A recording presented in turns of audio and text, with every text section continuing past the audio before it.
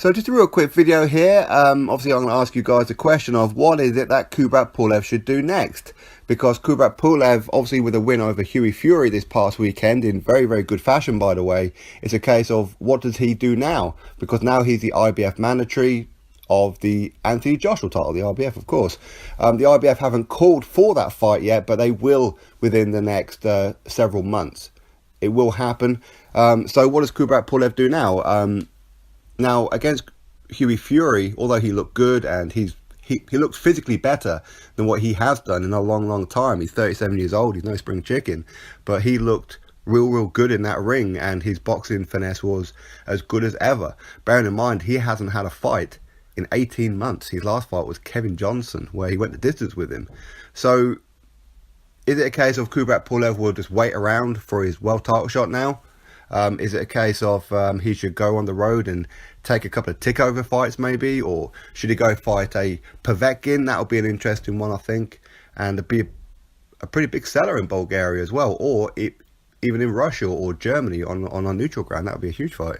I think KUBRAT PULEV has a lot of options. His inactivity has meant that he hasn't been ranked in the world rankings for quite some time. But now he's the IBF mandatory. And as that fight hasn't been called yet, he could just sit back and just whatever.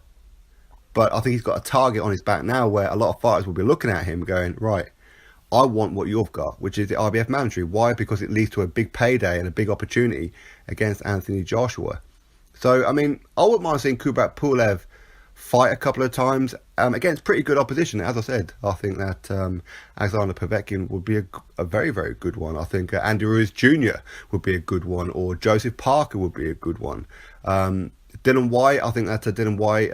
He's looking to potentially fight Anthony Joshua April 13th anyway, and obviously that will be dependent on what happens between now and then for him. Is he going to be fighting Derek Chisora? Is it going to be somebody else? Who knows what's going on? Right now we're still waiting on news. So KUBRAT PULEV is in a very good position where he could capitalise on this one, make a lot of money, make big fights, and earn a lot of money. Or he could just sit back and wait for the Joshua fight. For me, I think sitting back is dangerous for him, especially being he's 37 years old.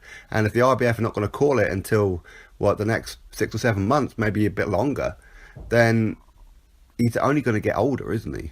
And he's only going to slow down. I mean, you can't help slowing down. It's just a natural progression. So, yeah. What would you guys like to see KUBRAT PULEV do next? What do you believe he'll do next? Do you think that he will wait for Anthony Joshua? Will Anthony Joshua be KUBRAT PULEV's next fight? Drop your thoughts below about it. Click that thumbs up and, of course, subscribe. Catch you all on the next video.